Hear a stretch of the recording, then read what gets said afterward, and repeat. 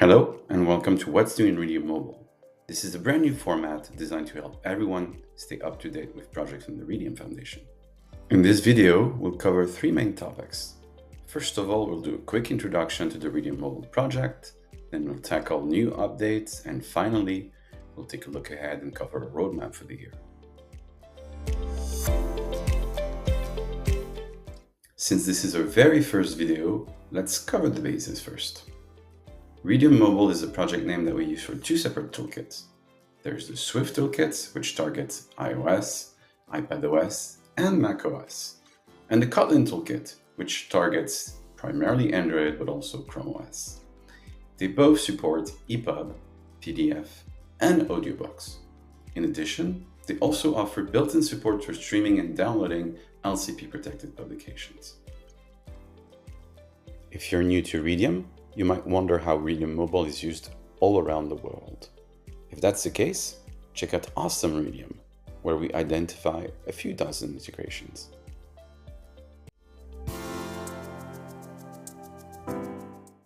The first update that we'll cover today is related to streaming, and more specifically, streaming LCP-protected publications.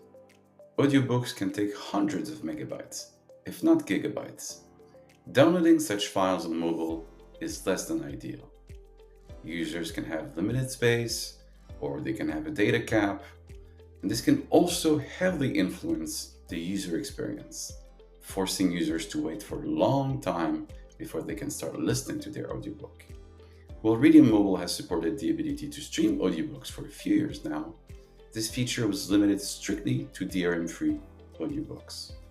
We've added support for LCP-protected streaming in Kotlin in 2024, but this is now available in Swift as well. If you're using audiobooks in Readium Mobile, or if this was a blocker for you, we highly recommend that you take a look at this feature. As a word of warning though, since this is brand new, it hasn't been used in production applications yet. So we'd love to hear your feedback if we can help solve any issues or improve the feature in any way. Keep in mind too that to enable this feature, you'll need to support byte range requests for the service that serves your LCP protected publications. This shouldn't be an issue though. Major cloud storage solutions should be capable of handling that requirement fairly easily. The release of Readium V3 is another item that we want to cover today. It's a major update to the toolkit, which means that it comes with breaking changes. We've done our best to avoid breaking changes over the years, but we believe that we've reached a point where this is necessary in order to move forward. It comes with revamped APIs for a number of things, especially how we handle files, resources, and sniffing media types in general.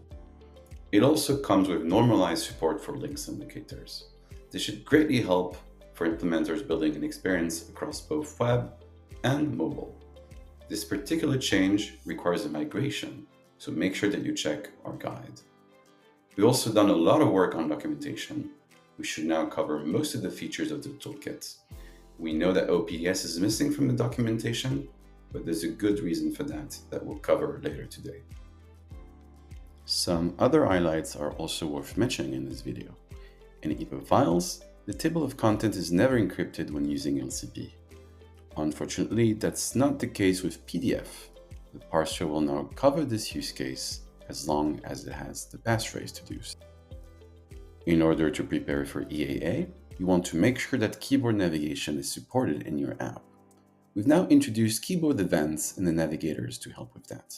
Moving on to Swift-specific items, we've now moved away from using callback-based APIs. Instead, we're now using Swift concurrency with a sync and a wait, which more closely aligns with modern Swift development. On the LCP side of things, you can now implement your own persistency layer in Swift. This allows you for more flexibility compared to the previous approach, which was based on an embedded database instead. For those of you who do not rely on the Swift package manager yet, we've also created a new standalone repo that contains CocoaPod's specs, which should make things easier. Finally, we've also added support for standalone audio files in Swift, along with support for their metadata.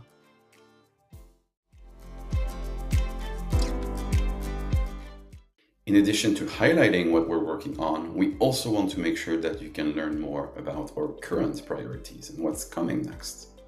For the rest of 2025, we expect that we'll focus a bit more on iOS than on Android. When we started working on Readium Mobile, we worked on iOS first, and then we ported everything to Android.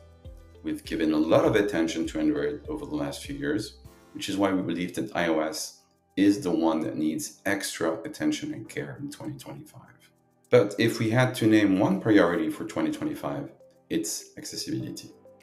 With the incoming European Accessibility Act in June, we want to make sure that we can build a toolkit that helps implementers to achieve conformance, which we know is difficult. Our first focus will be on accessibility metadata. It's important to point out that both toolkits already support accessibility metadata, but we want to make sure that this is also extended to new metadata properties. Some of them are not included in the EPUB accessibility spec yet. The W3C has also produced a very interesting guide that recommends how to display accessibility metadata to users. We'll make sure that these recommendations are built into the toolkits as well. One of the key affordance for accessibility is Read Aloud. And we've built all the building blocks that you need to support this feature in your apps, but we want to go beyond what we've done so far for Read Aloud. This means higher level APIs that will handle most of the burden of implementing this feature in an app. It also means enhancements, such as a brand new way to customize the listening experience. In addition to Read Aloud, we know that pre-recorded audio is also important for accessibility. Support for media overlay was one of the missing features in our toolkits, and we'll make sure that's no longer the case. So we'll introduce media overlay, and media overlays will work on both fixed layout and reflowable EPUB file. Finally, as hinted earlier in this video, we're also looking at an extensive revamp of the OPDS parser.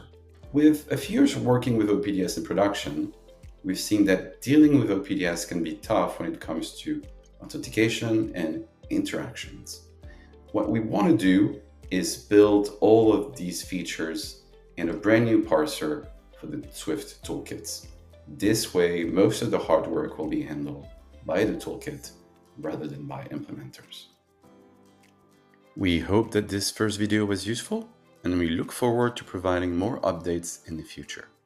To make sure that you don't miss anything, you can subscribe and also click on the bell icon for notifications. We also post regular updates on LinkedIn, where you can learn about our community as well. Have a nice day, and see you next time.